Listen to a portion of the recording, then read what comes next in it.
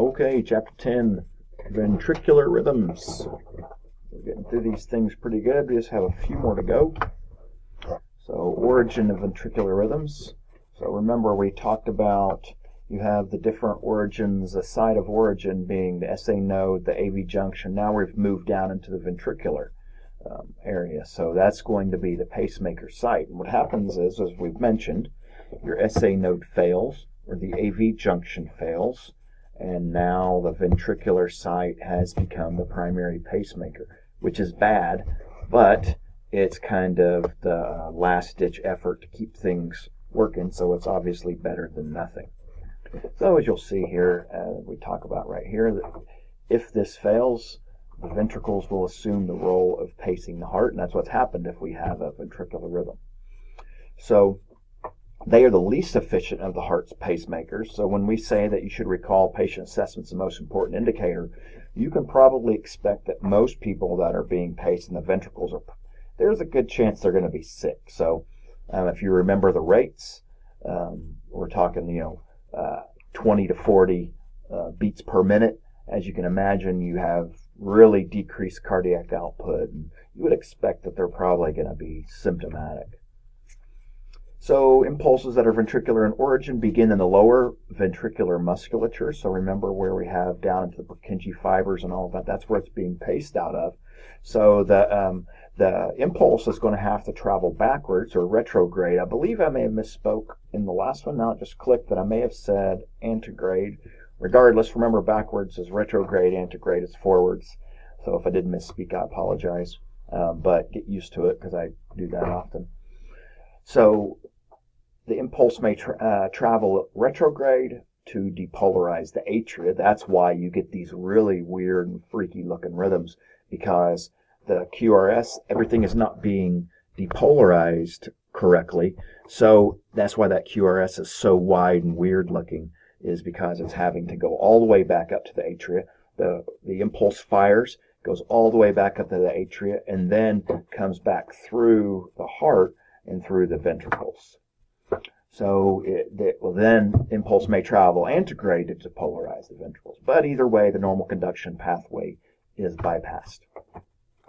So what I was just saying, due to that bypass, these QRSs are going to be much greater typically than what our normal QRS should be, and bizarre in appearance. So absence of the P waves, they are hidden or buried in the QRS complex because the ventricle starts firing, and then it's having to go all the way back up there to the atria and then recreate the heartbeat. PVCs, probably one of the more common, or at least it's more commonly noticed because they are so weird and the morphology is so wild.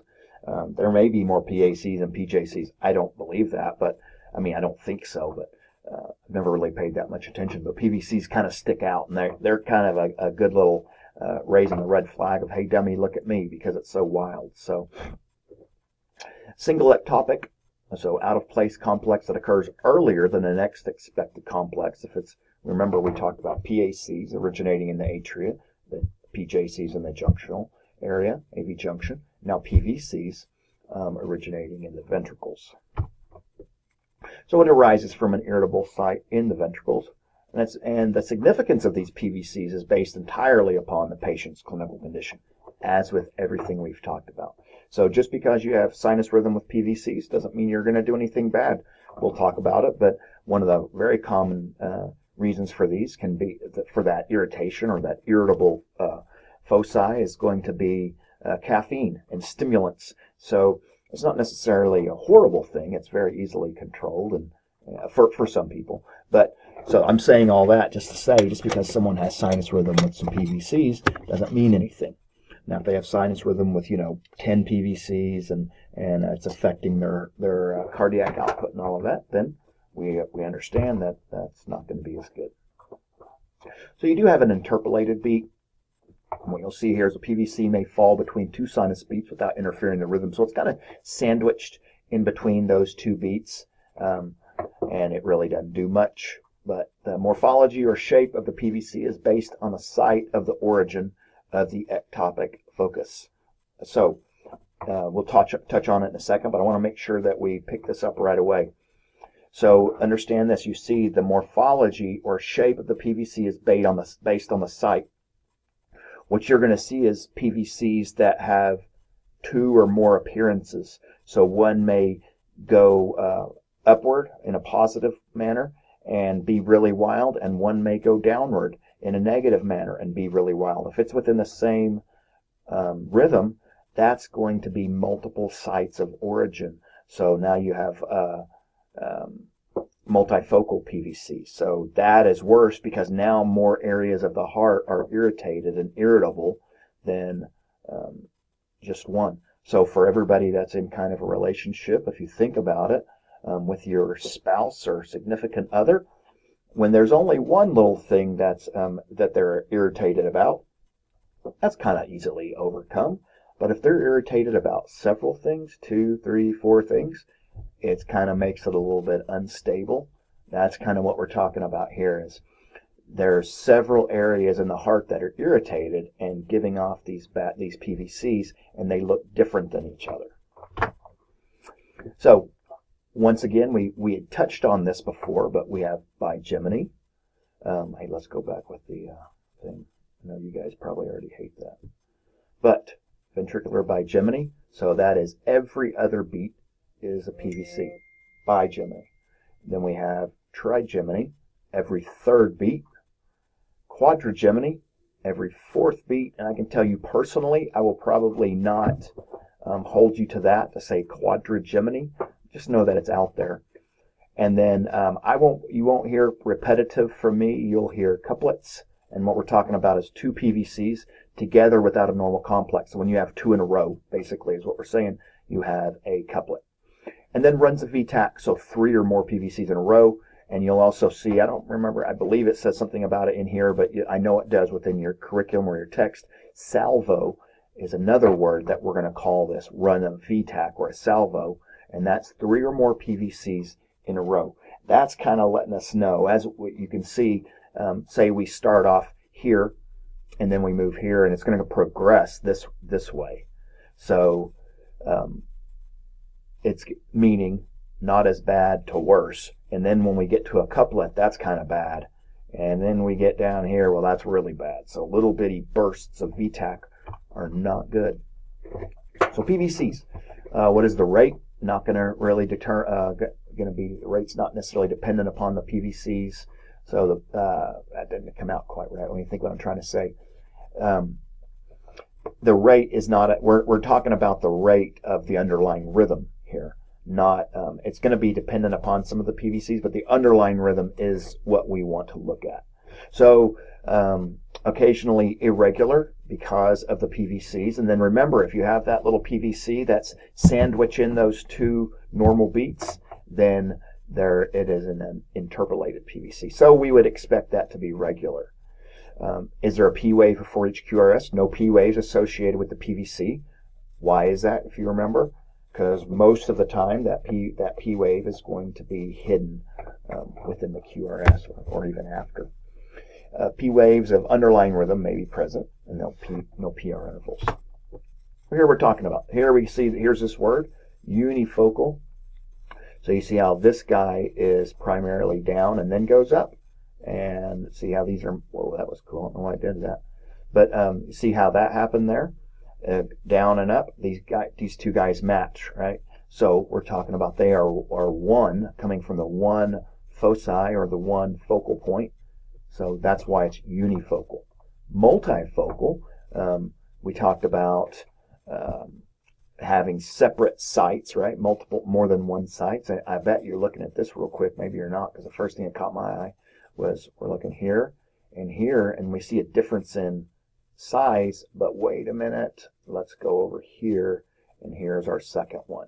So we see a difference of multifocal, as well as you might, I don't know if I wouldn't call that multifocal with just these 2 because of the difference in the height, but you see there is a difference in these 2 as well. But this is what we're going to be talking about with multifocal PVCs, and remember, this is coming from multiple focal points. So remember, they kind of go down this way. Apologize about my math.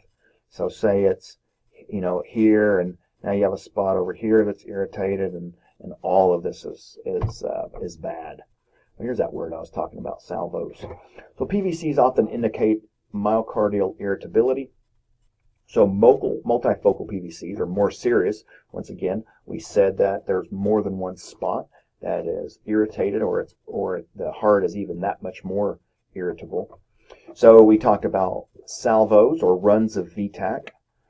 Any indication of increased myocardial irritability dictates that the patient may be carefully evaluated and managed. So when you start seeing these PVCs, the very first thing you should probably do when you have someone with PVCs is just throw them on some oxygen. Sometimes they're a little bit hypoxic, and that O2 can fix some of that. Ventricular bigeminy and couplets. So bigeminy being every other beat, right? So here we go, every other beat. You see that it's wide. Sometimes you might hear the word aberrant, meaning slowed conduction. So it's not going through its normal little pathway like here. And then here's that couplet. So we got bigeminy and couplet. Every other beat is a PVC. And then we see here that we have two PVCs in a row, or that couplet. So ventricular bigeminy, every other beat, right? Bigeminy, every other. So we have one PVC here, every other beat. Now, would this be multifocal or unifocal? I hope you said multifocal, because you see that you have two separate types of PVCs. And then trigeminy, every third beat, right? Every third beat. So here's 1, 2 beats normal, and then every third beat, 1, 2, every third beat. Once again, multifocal PVCs, which are bad, right? They're worse than the unifocal. So we'll move on to some of these rhythms now. So idioventricular, you might hear IVR, you might see that, or it's also going to be termed ventricular escape rhythm. You're going to hear idioventricular or IVR. But this is what we talked about just a second ago, kind of that last-ditch effort of the ventricles to try to prevent cardiac standstill. Now think about what that word says, cardiac standstill. That's bad. So there is nothing going on when we talked about cardiac standstill. So this is the last thing that the heart has to do before cardiac standstill. And what that means, as we've talked about with those primary and backup pacemakers, is the SA node and the AV node have failed. So now the last pacemaker is left. Now usually that's going to be less than 40, and as you can expect, cardiac output is going to be changed. It's probably going to be diminished, is what we'd expect, right? Now, agonal rhythm, that's when the idioventricular rhythm falls below 20. So when you go below 20 beats per minute, that will be termed agonal rhythm. Can be seen as a last-ordered semblance of a heart rhythm when either resuscitation is unsuccessful or after successful defibrillation. So once we get into those agonal things, it's much like agonal breathing. It's kind of just that. It's kind of one of those last few, like when so you got the sink and you've got it full of stuff, and we'll say there's just some little bubbles there, and then you pull out the stopper and you watch the water go down. It creates that little swirling effect, the little whirlpool. Those bubbles right before they go in, that's kind of where we're at here. Agonal rhythm is kind of that swirling, circling the drain, and in they go. IVR, extensive myocardial damage, so you could probably think secondary to an acute MI. So they may have had an MI. I can't remember what the exact numbers are, but the number one cause, and I believe we have tested on this already, but the number one cause of CHF is an MI, as well as some of these rhythms that we're going to go into, these ventricular rhythms in nature, these ventricular in nature rhythms. They are caused most often secondary to an MI. Is considered a lethal rhythm, and treatment must be immediate and aggressive. So, with these guys, we're talking about a heart rate of 30. As you can, I would expect when you say it's a heart rate of 30, is one of those blood pressures of like 80 over 50.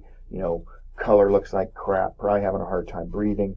So we're probably either going to start looking at some atropine, or we're going to move on to pacing, right?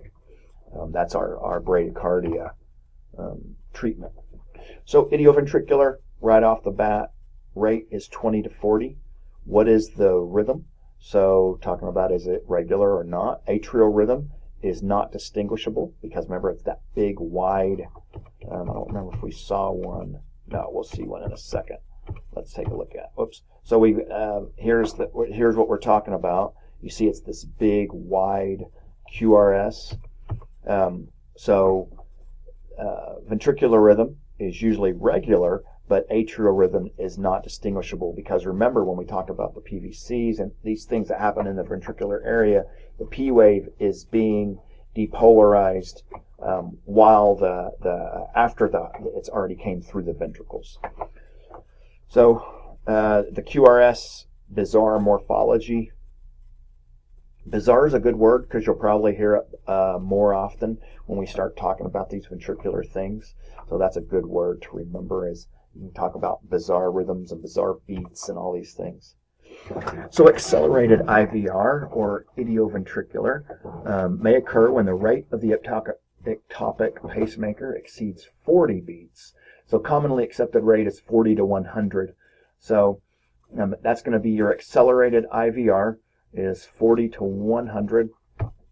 We just looked at this guy a second ago, but let's take a look at him.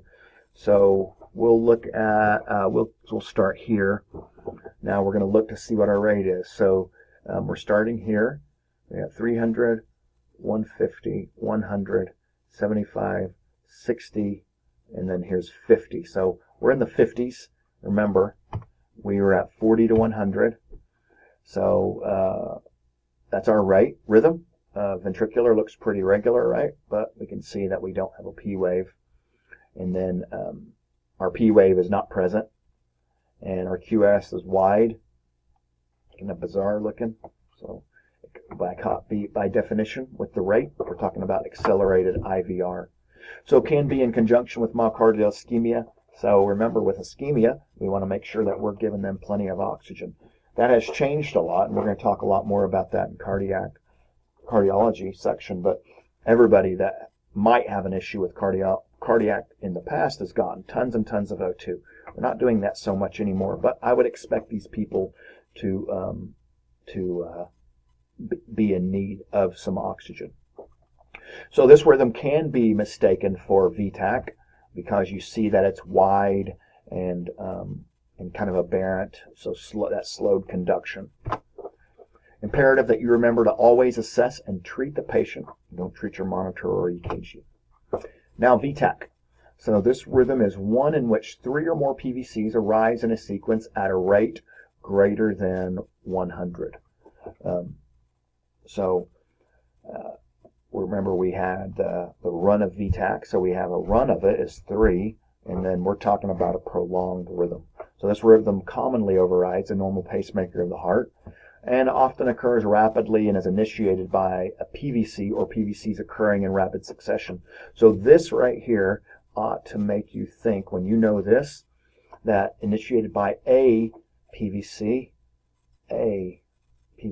or by PVCs, even just a few, that's an issue. So when we start seeing PVCs, especially if somebody's symptomatic, that needs to get us moving forward. That needs to be hey, these guys are sick and we need to get going. So if the rhythm is sustained, we're talking about VTAC, and the patient's clinical condition may rapidly deteriorate. Sustained rhythm is one that lasts for more than 30 seconds, and if it lasts for less than 30 seconds as a non-sustained rhythm, or simply a run of VTAC. So here we go, VTAC. So you see that it's wide and bizarre. Once again, we talked about that word bizarre, but so you see down here, it's a pretty wide and weird looking rhythm, but it is very regular. So that's going to be one big difference between this and VFib. Classified based on the assessment of the patient's clinical presentation. So pulseless VTAC or VTAC with a pulse. Pulseless is when you're not going to be able to when you reach down and you feel for a pulse, you're unable to attain one. That's the sick. VTAC with a pulse is the not sick here. So even though just being in VTAC is a pretty serious thing, we're still differentiating, and it's relevant to this situation because we're saying whether this rhythm, based upon this rhythm, they're sick or not sick. So we're not saying that they're not sick. We're just saying based upon this, within this one particular algorithm, what sick and not sick means. So if they are in pulseless VTAC, we're going to immediately defibrillate them, and you're going to find out a lot more about that when we get into ACLS. And then treatment with VTAC with a pulse based on the clinical picture. So, sick or not, and once again, we go into sick or not sick. So low blood pressure, shortness of breath, all of that. Immediate cardioversion is considered, or maybe we're going to move on to some meds.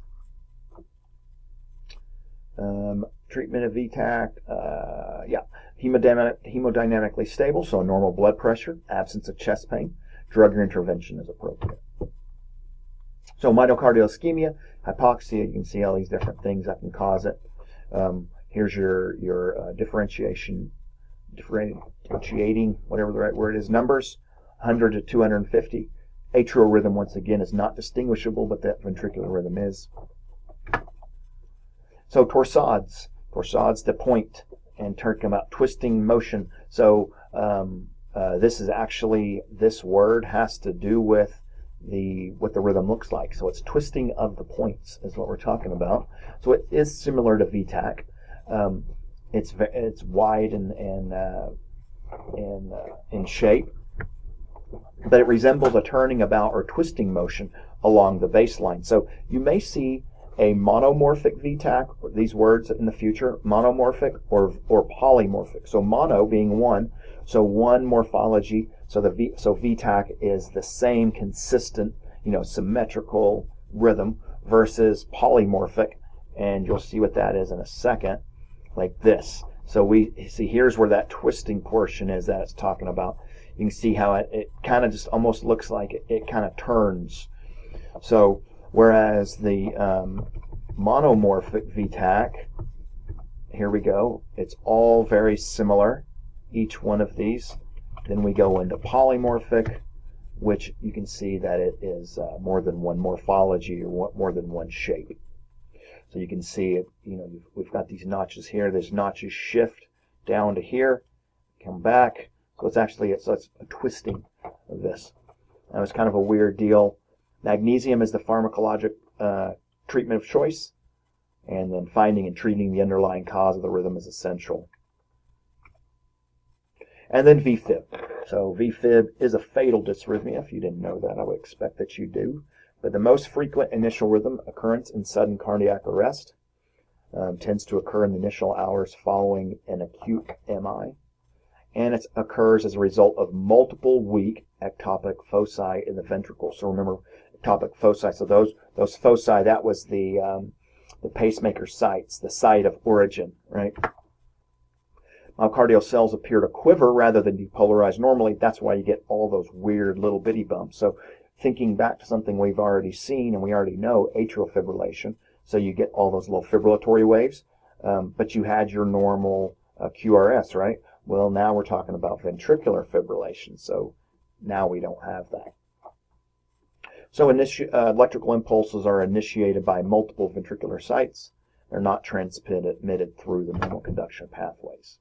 So the disorganized, rapid, irregular waves, no well-organized QRS, and if you don't do something about this, they will, if they're not already dead, which you kind of expect they probably are, then they will be, though.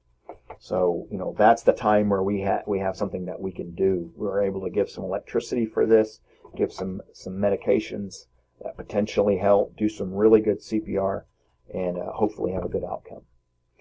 So you have fine fib and you also have coarse fib. So you'll need to remember these numbers, less than 3 millimeters of amplitude, and this is greater than 3. So your coarse VFib is greater than 3 millimeters, or your fine fib is less than 3. So coarse fib, generally more irregular than fine. It's kind of a little more all over the place. Now make sure when you see VFib, make sure you don't have loose leads and all of that. If you do happen to see VFib on a patient that you've got them hooked up, make sure that it correlates with your patient. So, shake them. Hey, sir, can you hear me? If they look up and start talking to you and it still looks like VFib on the monitor, there's a really good chance it's probably not. So you can see your causes down here: MI, ischemia, overdose, hypoxia. Not much to talk about with VFib, just all over the place. So here we go, talking about fine VFib.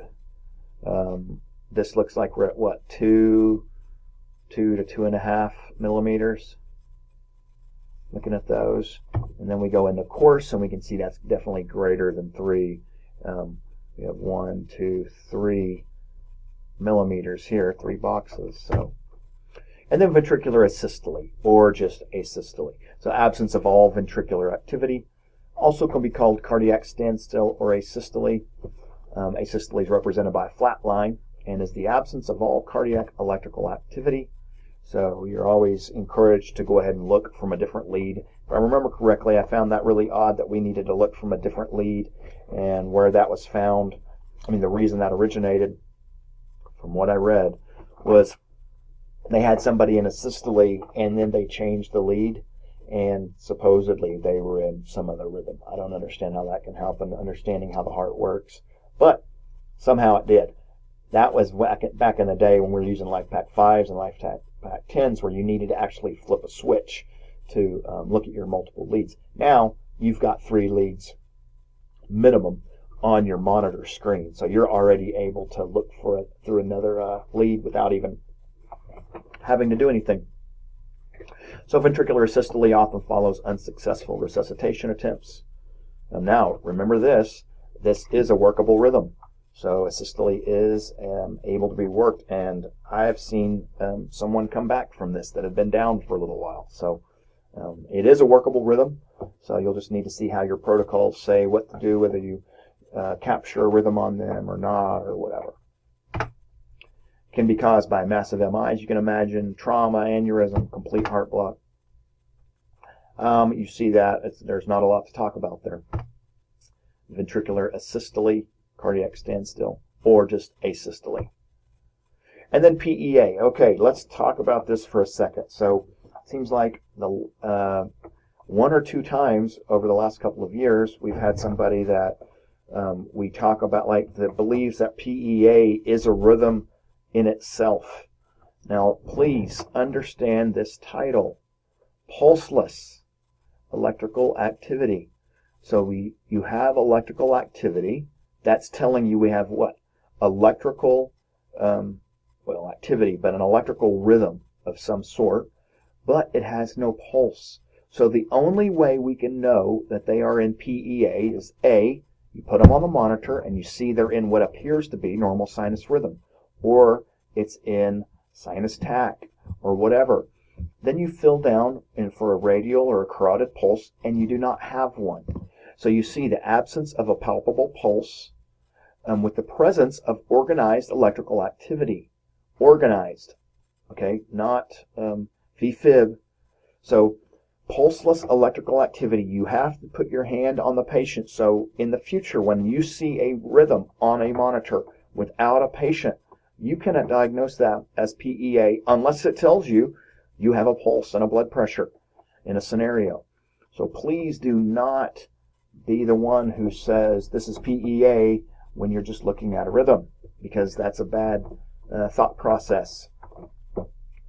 Now, what can happen a lot of times with PEA is you can start out in fib, you can start out in asystole. Once we start giving them some adrenaline, once we start giving them some epi, things come to life electrically, and because you increase the automaticity and you increase the conduction and everything within the heart, and all of a sudden the heart fires up electrically. But it's not enough to cause a depolarization of the muscle to cause a pulse.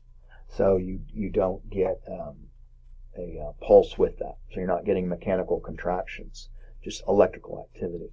So you may hear electromechanical dissociation, or EMD, that's what we used to call it.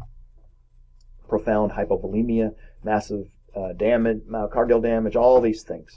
Lots and lots of things. So, things to think about. PVCs, little or no significant without the history of heart disease. Once I said, it can be caffeine, stress, my gosh, half the time it seems like whenever I do 2 scoops of pre-workout, I can feel these stupid things.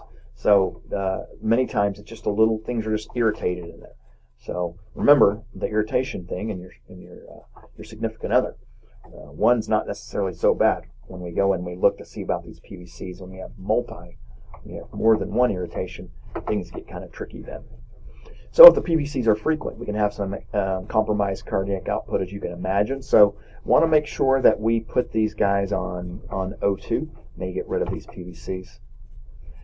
So IVRs or idioventricular rhythms, the majority are symptomatic due to the decreased heart rate. You can have messed up cardiac output or decreased or diminished cardiac output, weakness, dizziness. All of these things are secondary to that decreased cardiac output, right? So we need to make sure that we're doing a good clinical assessment. VTAC, so they may be perfusing, producing a palpable pulse, or non-perfusing, right? VTAC with a pulse, VTAC without a pulse. Due to the heart rate, ventricles do not have time to empty and refill. So we've talked about when that heart rate is working really, really fast, then the heart is not able to fill up the ventricles as well as it needs to, and we have a decreased cardiac output. So the treatment is based on the absence or presence of a pulse as well as the clinical condition. If VTAC is perfusing and stable, treatment consists of O2, IV, and pharmacologic intervention.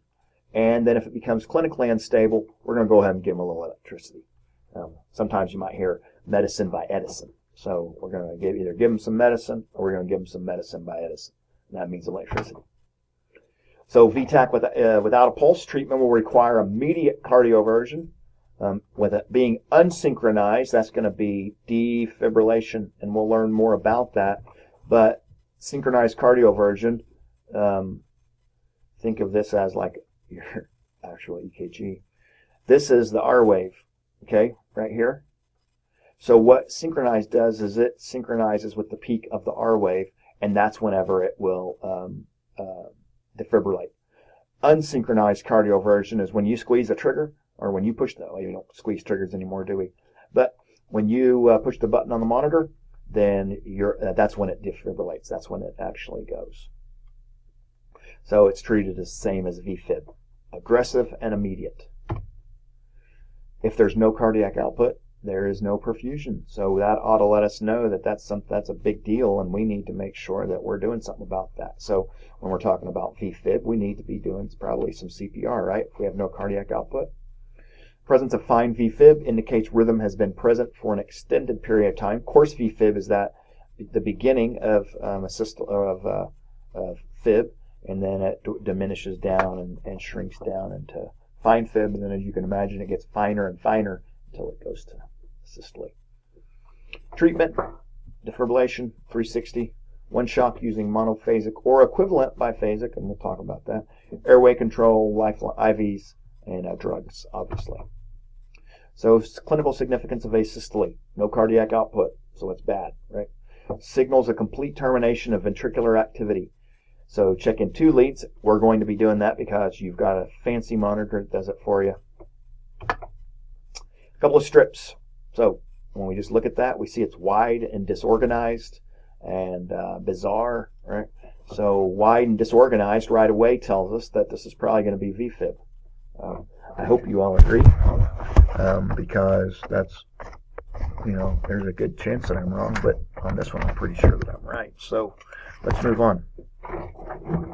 And we would just, if there was an option, we would say that this was coarse VFib, and then I would probably think this was fine VFib. So when we look at our boxes, we don't have we have very small millimeter elevation. Systole. So this is what I wanted to talk about. So when you see this, you can term this as ventricular standstill, because we do have these P waves, right? P waves, but no ventricular activity. No, boop, boop, like this, like that. So we just have this P wave here, and so you got ventricular standstill, and we didn't cover that, but it is ventricular standstill. And let's go ahead and take a look at this guy. So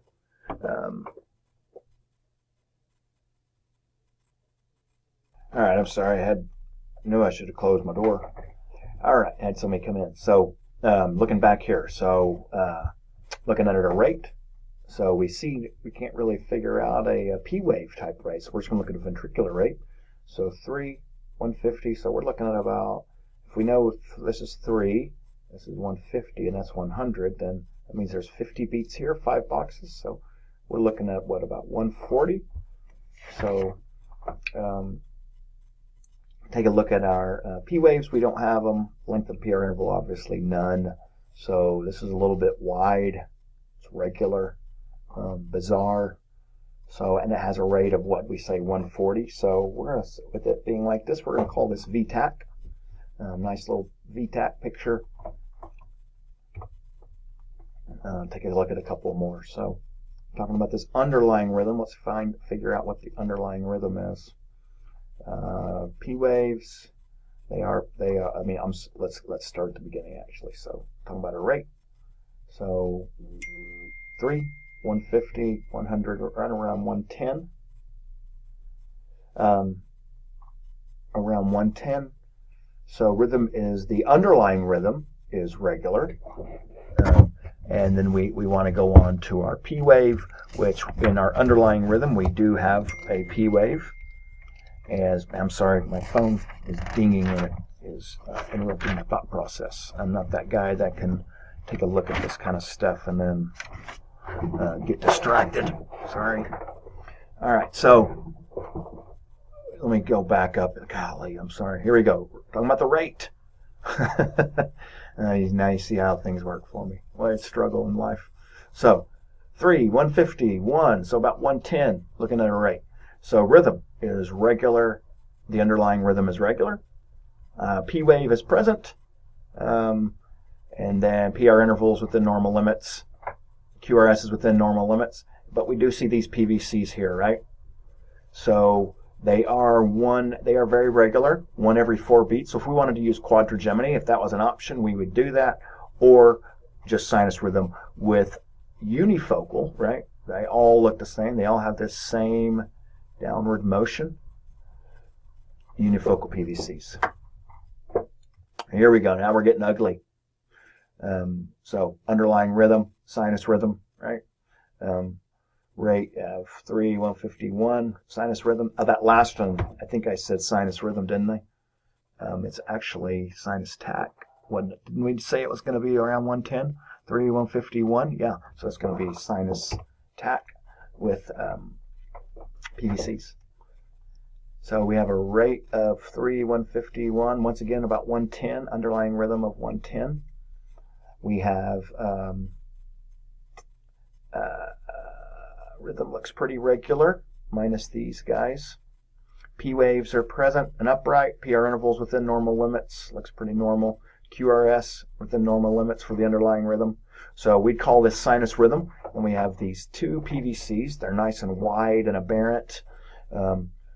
So looks like, I don't know if you would actually call that, I